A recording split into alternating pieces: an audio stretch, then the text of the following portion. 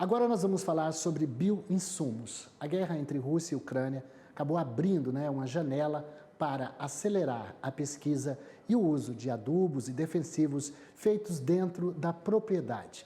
Um dos precursores dessa tecnologia está aqui ao vivo comigo e com a Ana Amélia. É o Rogério Vian, que é lá do município de Mineiros, lá no sul goiano.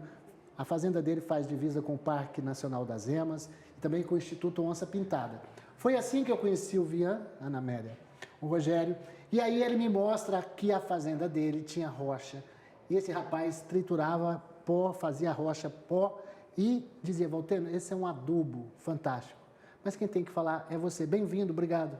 Obrigado, Valtênio. Boa tarde a todos aí, os telespectadores. Boa tarde, dona Ana Amélia Lemos, né? Conhecendo agora pessoalmente, um prazer. Então, é isso que a gente faz lá, né? A gente está no entorno do parque, né? Uma zona muito frágil, né? E a gente, além de estar em frente ao parque, a gente está... no fundo tem o Rio Araguaia, a gente comentava aqui, né, a nascente do Rio Araguaia, então é uma região bastante frágil. Então a gente tenta usar o máximo possível de insumos que não possam estar contaminando os lençóis freáticos, né, e tudo mais, preservando mais aquele ambiente que é muito frágil. Então a gente usa os remediadores, né, que até então chamava-se de pó de rocha, até pouco tempo atrás, e também usamos bastante bioinsumos, né, tanto é que a gente tem uma lavoura orgânico no entorno do Parque Nacional das Emas. Aliás, temos imagens para ir mostrando, enquanto o Rogério vai falando, o seu trabalho. Ana? Esse pó de rocha equivaleria, digamos, ao calcário para a correção do solo? É um tipo de calcário, só que o calcário ele é rico em cálcio e magnésio, né? Então o calcário é usado para elevar o pH do solo e fornecer cálcio e magnésio. Já os remediadores, eles também têm cálcio e magnésio. Em alguns casos, no caso do basalto, por exemplo, ele pode substituir o calcário, depois que a terra já estiver corrigida.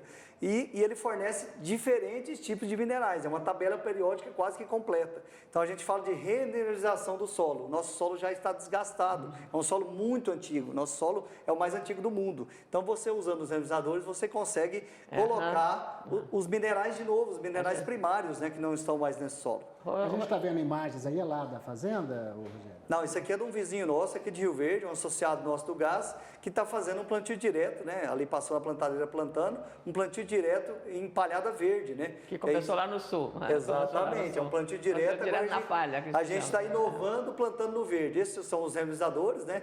Vários tipos de remediadores que a gente utiliza. A gente fala de um blend, né? Que tem diferentes tipos de minerais cada um. As cores mudam também. Mudam as cores. Uns são mais ricos em cálcio e magnésio, outros são mais ricos em silício. Aí você vai explodindo uma mina, né? Como se fosse de uma pedreira. E que daí esse pó, que igual o calcário, a dona Ana Amélia falou, que vira um remediador, né? Bem fino para poder ser utilizado aí na agricultura. Uma coisa que chamou a atenção, Ana Amélia, é que o Rogério disse que muita gente diz que a produtividade só funciona quando você vai lá e compra o NPK, aquele adubo. E ele conseguiu excelentes níveis de produtividade usando, ele tem na fazenda dele, ele produz o próprio pesticida usando o biológico e o remineralizador. E a produtividade foi quanto, comparando? A gente teve produtividade já acima de 60 sacas, né? Para orgânico é muito alta essa produtividade. Apesar do pessoal estar colhendo 80 sacas, 90, na agricultura dita convencional, a gente já está conseguindo chegar nos 60 sacos depois de 4 anos, né? De plantio, no plantio biológico. Essa é a planta, o nascimento dela e a produtividade dela. Quantos grãos, quantos que ela vai dar de soja.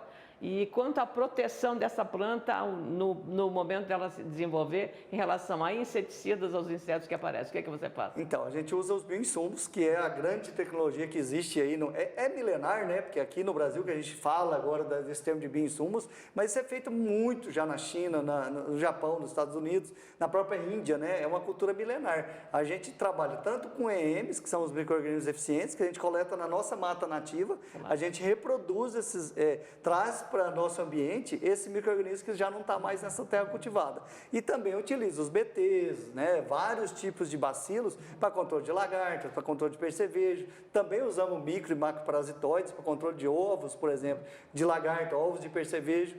E a gente tem um controle muito bom. Por quê? Quando você não utiliza o químico, só de você não utilizar, você começa a equilibrar o ambiente. E não é porque a gente defende o orgânico ou o químico, não. O mercado nasceu para todos, né? Não, nasceu para todos. Então, tanto é que a gente defende o caminho do meio. Nem o orgânico e nem o convencional. A gente Eu quer acho até diminuir. que tem umas fotos, meninos, viu, Andrezinho? Acho que tem até umas fotos aí de lagartinha. Sim. Essas não é nem imagem, são fotos. Isso. Mas é o seguinte, deixa eu te perguntar uma outra coisa.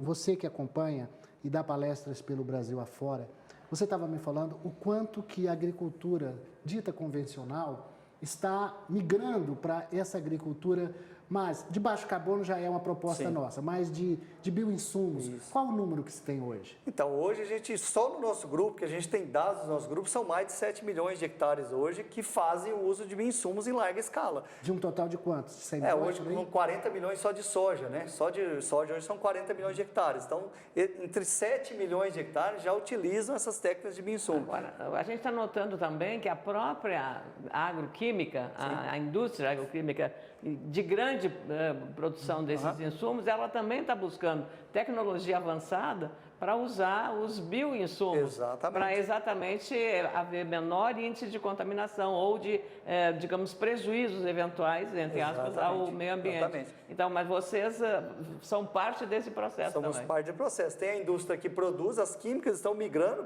para a indústria de biológicos, tanto é que existe um lobby muito grande hoje com relação ao PL dos bioinsumos que hoje está na Câmara, voltou, estava no Senado, veio para a Câmara, porque a gente não produza mais os nossos micro-organismos na fazenda, que é o famoso on-farm. Existe o lobby deles, mas para nós não existe concorrência. Não existe concorrência nenhuma. Porque a Existe escala produto deles é comercial. outra. A Exato, é outra escala. Então, assim, outra a gente pode produzir nossos micro-organismos, pode ter o micro-organismo para vender e a gente vai conviver assim como o químico. Para nós, o isolado, né, que se chama de isolado, é como se fosse um químico. A gente vai usar o isolado para controlar uma lagarta, um percevejo, que é Mas o teu vizinho pode comprar de ti o bioinsumo? Não existe venda. O próprio bioinsumo, a lei de bioinsumos fala isso. Cada um produz para uso próprio, não pode existir venda. Isso é que a lei de bioinsumos fala. E como é que vamos fazer isso no Brasil? De que forma que isso pode se multiplicar? Por exemplo, você não pode vender, não pode comercializar. Mas de que forma que isso está aumentando? Cada um está fazendo a sua própria indústria? Cada um está fazendo a sua própria indústria. Por isso que é importante passar A esse informação. PL. A informação, o treinamento, né? E onde é feito? Hoje, o GAS hoje conta com vários membros, que é esse nosso grupo aqui, Grupo Associado de Agricultura Sustentável, que promove palestras, promove eventos no Brasil todo. Inclusive, a gente é distribuído por regiões, a gente pratica uma agricultura de modelo regional. Temos o GAS Sul, por exemplo, que é discutida a agricultura que é feita no Rio Grande do Sul, não a que é feita em Goiás. Lá é totalmente diferente. É outro tipo de pasto, é outra dinâmica, tipo de terreno, é outro tipo de clima, outra cultura, outras plantas de cobertura, porque a gente trabalha com várias ferramentas. A própria raça de gado é outra. Exato, é totalmente diferente, é outro clima, são outras culturas, são culturas de inverno, né? A soja é igual, mas as outras são culturas de inverno. Aveia, trigo, Agora, né? do que vamos depender ainda de importação? Porque eu acabei falando na abertura que a guerra Rússia-Ucrânia abriu uma janela para mostrar a fragilidade do Brasil em relação à dependência de insumos. Aí vocês já estavam fazendo isso bem antes da guerra. Agora, eu quero dizer o seguinte, o que ainda não é possível fazer? Porque a gente tem o tradicional NPK, né? Nitrogênio, fósforo e potássio.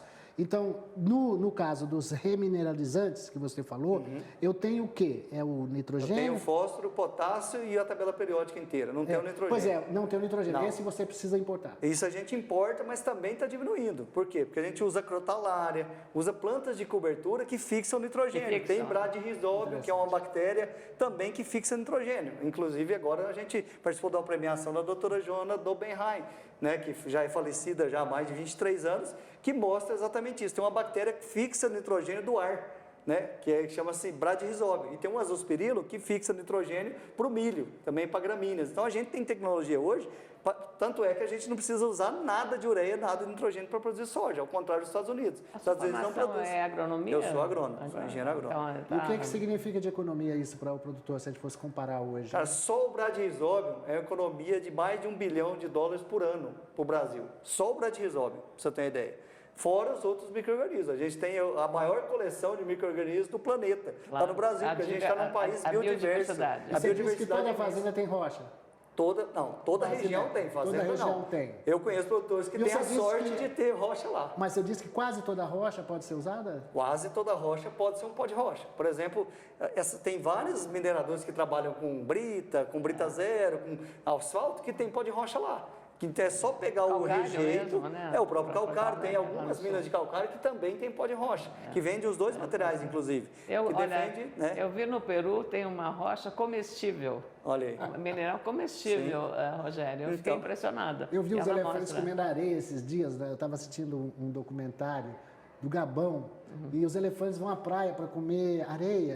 Mineralizar. Mineralizar, né? Que coisa Exatamente. incrível. Né? A gente Mas tem tem para água. humanos também, é isso que você está dizendo. Hoje, Não, essa é uma especial, é uma rocha especial, né? pra vocês terem uma ideia, hoje está começando a se estudar usar água do mar. Por quê? Porque a água do mar tem todos os minerais. Claro. Usar na Eu agricultura. tive em Algas também. Dubai, eu vi lá no deserto, lá, água do mar, cultivando trigo. Sim, a água do mar é rica em todos Claro. os minerais que a vida marinha precisa. Ô, Vian, O mar Rogério não Vian, passou por Goiás? Por isso deixou lá. Deixou por ali Isso é- quando você partiu os continentes ó, É verdade. do Brasil, América do Sul, Nós da ficamos África. sem o mar. O mar está no meio. Olha só, gente, nós conversamos aqui com o Rogério Vian, produtor rural, pesquisador, utilizador de bioinsumos na região de Mineiros. É sudeste E apaixonado, sudoeste goiano. E apaixonado pelo que ele faz, né? Eu faço isso há Apaixonado muitos Não, anos. e mora numa região muito linda. Você precisa conhecer lá. É muito é ao lado do Parque Nacional das Emas, passa o Rio Formoso, um dos rios mais bonitos que tem. O nome já diz. Já, é já formoso diz. mesmo. E assim, É essa transparente. região das nascentes do Araguaia, Ana Amélia, é uma das coisas mais lindas. E tem onça. Eles preservam a onça pintada, porque a onça nem fica no parque, ela fica comendo queixada. Exatamente. Aliás, é um problema que É um outro dia problema. nós vamos falar sobre queixada. Vamos, Mas exato. assim, tem muita onça lá. E tem o Instituto Onça Pintada, que é referência no mundo na conservação desses O Araguaia é felinos. muito grande, né? É, o corredor Araguaia. Então, Manda um abraço pro nosso amigo Leandro. Manda um abraço né? pro nosso amigo Leandro. Tá lá no Amapá hoje. Tá lá no Amapá, ele tá lá na Ilha das O Onças. Valteno, como goiano, é um defensor. Olha, eu acho que é assim. Acho que, não sei quem é mais barrista aqui, ser goiano ou gaúcho. O que que você acha? É igual. É igual. É igual. Eu sou os dois, sou goianucho. Goianucho, boa essa. Eu vi pelo sotaque. Obrigado Família de por- Colorado. Obrigado por Amanhã você. tem jogo, viu? É, importante. Ah, é? Tem amanhã, né? Já, né? amanhã tem Decisão Grenal. Fluminense. Meu Goiás Fluminense. empatou ontem com Com o Botafogo. Com o Botafogo, que é o líder, hein? É, líder, né? Só não ganhou por pouco, viu? Foi mesmo. Tá certo? Vamos continuar aqui, gente. Eu agradeço já. Então, Rogério Viana.